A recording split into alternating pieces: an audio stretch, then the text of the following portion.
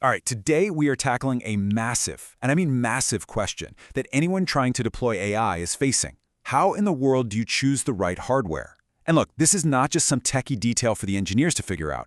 No, this is a huge strategic decision that can literally make or break the entire financial viability of your AI service. So let's get into it. You see all the headlines, right? The insane cost of training these giant AI models. But this right here is the deeper truth. Training, that's a one-time upfront cost. But inference, the part where your AI is actually online doing its job for real people, well, that's a non-stop operational cost that just keeps going forever. And believe me, that's where the real financial pain can hide. Okay, so let's make sure we're all on the same page. It's pretty simple. Training is like sending the model to school. It's intense, it takes a ton of energy, but eventually, class is dismissed. Inference, that's the rest of the model's life. It's the 9-to-5 job, except it's 24/7. It's out there in the real world, on the factory floor, answering customer questions, generating value, one query at a time, day in and day out. And that constant ongoing cost for every single user interaction creates something people are now calling the inference tax. Think about it. It's a bill you have to pay over and over and over again, and it can grow to absolutely astronomical levels. In this new world, finding even a tiny 1% improvement in efficiency, well, you multiply that by billions of predictions and you're suddenly talking about millions of dollars in savings. So managing this tax, it's not just about optimization, it's about survival. So how do we fight this tax? Well, you've got to choose the right weapon for the job. Let's meet the 4 main contenders in the ring for AI hardware. First up, you've got the good old CPU. Think of it as the project manager. It's fantastic at orchestrating everything, but it's not really built for the heavy lifting of AI. Then you have the GPU, the versatile factory. With its thousands of cores all working at once, this is the undisputed champ in AI today. For pure focused power, you've got the ASIC. It's like a custom-built Formula One car, designed to do just one thing with mind-blowing speed and efficiency. And finally, the FPGA. I love this analogy. It's like a high-tech Lego kit that you can rebuild and reconfigure for super-specific, ultra-low latency jobs. Now, what's so interesting here is how this chart just lays out the fundamental trade-off. It's right there. As you go down the list from CPU to ASIC, you're basically trading away flexibility to gain insane efficiency. A GPU gives you a great mix of both, perfect for research and development. But an ASIC? It has zero flexibility, but it gives you absolutely unbeatable power efficiency for something stable and massive, like a search engine or a voice assistant. And this brings us right to the core decisions, the stuff that every leader has to grapple with. It's not just about asking which chip is the fastest, it's about figuring out what kind of fast you actually need, and more importantly, what you're willing to pay for it. This slide just perfectly captures the constant tug-of-war in AI performance. On one side, you've got latency. That's all about responsiveness. Think about a chatbot, right? You ask a question, you want an answer now. On the other side is throughput. That's about raw efficiency. How many requests can you process in a second? The tricky part is, to get max throughput, you often have to batch requests together, but that makes every single user wait a little bit longer, which hurts your latency.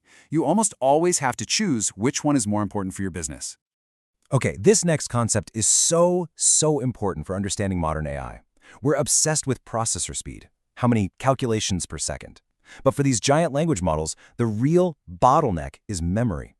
You can have the fastest processor in the world, but it's totally useless if it's just sitting there twiddling its thumbs, waiting for the model's billions of parameters to be slowly fetched from memory. This is why memory bandwidth, how fast you can shovel data around, is often way more important than raw compute power. So that leads us to the classic business dilemma. Do you build or do you rent? Going on-premise means a huge, eye-watering upfront cost to buy all that hardware, but then your ongoing costs are a lot lower. The cloud, on the other hand, is beautiful for getting started. Zero upfront cost.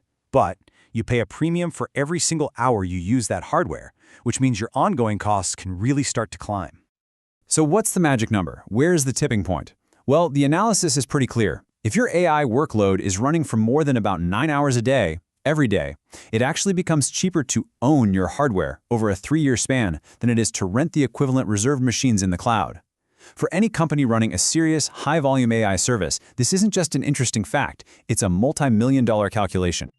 Okay, enough with the theory. Let's connect this all to the real world. Who are the companies actually out there building these incredible chips? In the data center, it's impossible to ignore the 800-pound gorilla, NVIDIA, with their beastly H100 and B200 GPUs. But the other giants are not sitting still.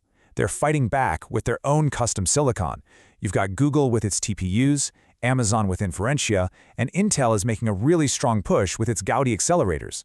Everybody is trying to challenge NVIDIA on that critical price-to-performance ratio. But you know what? The data center is only half the story. The other massive battleground is the edge. That's running AI on devices out in the wild, like drones, smart cameras, and even your phone. And here, the entire game is flipped on its head. In the data center, you crave maximum power. At the edge, you need maximum efficiency because you're probably running on a tiny battery. And that fundamental difference leads to two completely different design philosophies. Take NVIDIA's Jetson. It's basically a miniature data center GPU. It offers incredible performance and flexibility, perfect for someone developing a complex robot. Then you have Google's Coral. It's a hyper-efficient little ASIC. You don't use it for development, it's a component you bake into a final product designed to do one simple task extremely well using as little power as possible. So, with all these different chips and trade-offs, how on earth do you make the right call? Well, the key is having a process. This is absolutely not a decision you make based on a gut feeling. You need a framework. And here it is, 6 essential steps. First, you have to know your model inside and out. Is it stable, or is it going to change every month? Second, define your targets. What latency and throughput do you actually need to deliver? Third, where's this thing going to run and at what scale? Then, number 4, you got to do the math. A full total cost of ownership analysis. 5, look at the software. Does your team even know how to use this stuff? And finally, and this is crucial, before you spend a dime, run a real-world test. Benchmark your actual model on your top 2 or 3 contenders. And this quote really nails where everything is headed. The future isn't about finding one single best chip that does everything. No way. The winning strategy is going to be about building these diverse, mixed systems, a blend of GPUs, ASICs, and other chips, all working together, with smart software acting as the conductor, sending the right job to the most efficient chip. Which leaves us with this final, really critical question. The choices you're making about hardware right now, they aren't just IT decisions buried in a budget somewhere. They will fundamentally define the performance, the cost, and the scalability of your AI products for years to come. So you really have to ask yourself, is your hardware strategy setting you up to win, or is it a hidden liability slowly eating away at your competitive edge?